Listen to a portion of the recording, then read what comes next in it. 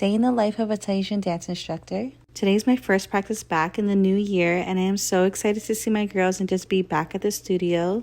I got to the studio pretty early. I got there at 1 p.m. I just needed to work on a couple of things and also film some content for you guys. So here I am about to drink my coffee, about to work. I do have some online clients that I needed to work on, and I also needed to find some new music.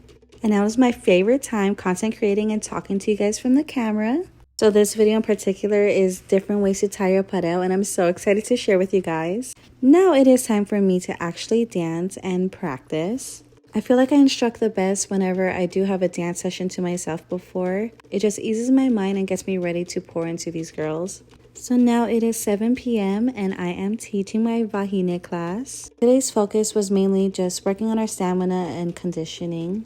And then after that class, we had our production practice. We have quite a few shows coming up within the next week, so I'm so excited for that. And it is past my bedtime. Bye!